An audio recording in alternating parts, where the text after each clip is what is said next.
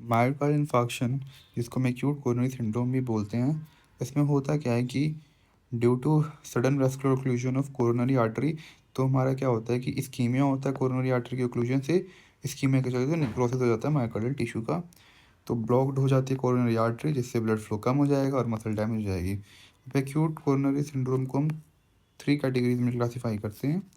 एक होता है हमारा स्टेबल अनस्टेबल एंजाइना, दूसरा होता है हमारा non S T elevated M I, and होता है हमारा S T elevated M I. अब इनमें डिफरेंसेस क्या हैं? तो अनस्टेबल एंजाइना जो होता है उसमें स्कीमिया होता है, वेस्कुलर ऑब्स्ट्रक्शन जो होती है इनकम्प्लीट होती है। अनस्टेबल में भी वेस्कुलर ऑब्स्ट्रक्शन इनकम्प्लीट होती है, बट पार्शियल थिक इन्फेक्शन हो जाता है, नेक्रोसिस हो जाता है थोड़े टिश्यूज़ का।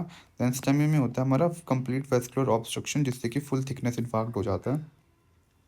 अब अगर हमने इनिशियली जो दो अनस्टेबल और स्टेमी को हमने ट्रीट नहीं किया या हमने मैनेज नहीं किया, तो ये प्रोग्रेस कर सकता है स्टेमी में। तो इनमें डिफरेंसेस अगर हम ईसीजी और कार्डियक एंजाइम्स पे देखें, तो अनस्टेबल एंजाइना में जो होता है वो एसटी डिप्रेशन होता है, एनस्टेमी में भी एसटी डिप्रेशन होता है, और स्टेमी में पर एसटी एलिवेशन हो जाता है, इसलिए नाम वो रखा है।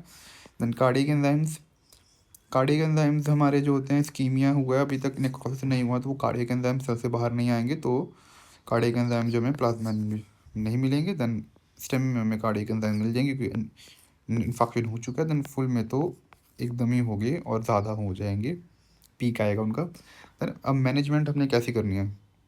तो मैनेजमेंट में हमने इनिशियली पहले सिम्टोमेटिक ट्रीटमेंट देना है। सिम्टोमेटिक ट्रीटमेंट देने के लिए हम ये कुछ चीज़ें हमने ठीक करनी है। पेन, ऑक्सीजनेशन करना है, ब्लड वॉल्यूम मेंटेन करना है, और एसिडोसिस को करेक्ट करना है। तो हम इसमें मॉर्फिन देते हैं, ऑक्सीजन थेरेपी देंगे, नाइट्रोग्लिसरीन, एस्पिरिन और स्टैटिन्स। अब हमने पेशेंट जैसे ही आया, अब हमने उसको पेन के लिए हमने सबसे पहले दे देना था नाइट्रोग्लिसरीन देना, 3 डोजेस 5 मिनट अपार्ट। अगर पेन स्टिल फिर रहता है तो हमने उसको ओपियोइड थेरेपी देनी है, मॉर्फिन या पैथिडीन, या हम उसको डायज़ेपाम पेरेंटली दे सकते हैं। अब और ऑक्सीजनेशन में हमने उसको ऑक्सीजनेशन देना है। पेशेंट को हमने एस्पिरिन भी देना है 325 मिलीग्राम विद ऑक्सीजनेशन, बताया मैंने, ऑक्सीजनेशन देना है। हम इसको कंबाइन कर सकते हैं सेकंड प्लेटलेट ड्रग्स के लाइक क्लोपिडोग्रिल, प्रासोग्रिल, टीकाग्रिल, और जिसको हम बोलते हैं डुअल एंटीप्लेटलेट थेरेपी। तो हमने एस्पिरिन दिया, एस्पिरिन देने के बाद हमने नाइट्रोग्लिसरीन दिया, सबलिंगुअली नाइट्रोग्लिसरीन दिया। देन पेन जब अगर पेन अगर स्टिल रहा, तो हमने उसको मॉर्फिन या पैथिडीन या डायज़ेपाम पेरेंटली दिया। देन हमने उसको हाइपोलिपिडेमिक ड्रग्स दी, स्टैटिन्स दी, एटोरवास्टिन और रोजुवास्टैटिन, जो कि एंटी एथेरोस्क्लेरोटिक एक्शन करेंगी, क्योंकि जो यूजुअली जो कॉज होता है वो बताया था मैंने कि वो थ्रोम्बोटिक प्लाक के बनने से ही होता है, जो इस्कीमिया होता है further leading to infection. Then हमने ब्लड वॉल्यूम को मेंटेन करने के लिए हमने स्लो आईवी सलाइन दिया या लो मॉलिकुलर वेट डेक्स्ट्रन दिया, जिससे कि वॉल्यूम ओवरलोड को हमें ज़्यादा नहीं होने देना।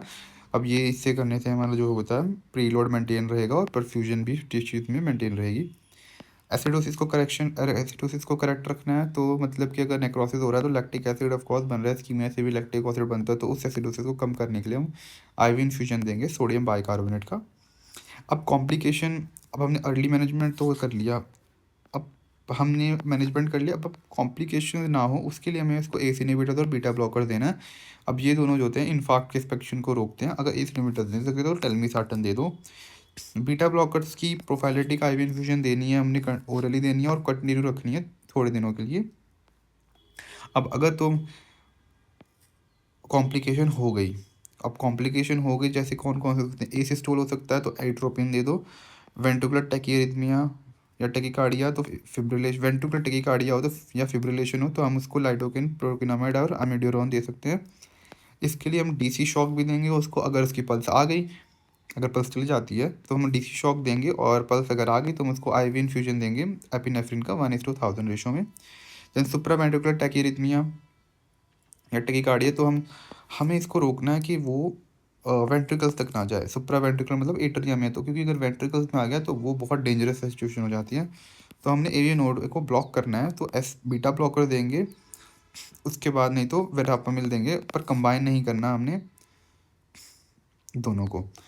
अब एक्यूट हार्ट फेलियर या कार्डियोजेनिक शॉक में बंदा चल जाए, मतलब कि पंप जो हमारा हार्ट है वो फेल कर जाए, तो हमने आइनोट्रोपिक ड्रग्स दिए जो कार्डियक आउटपुट बढ़ाएगा, नॉन एपिनेफ्रिन देना अगर बीपी 85 से कम है, डोबुटामिन अगर नॉर्मल है।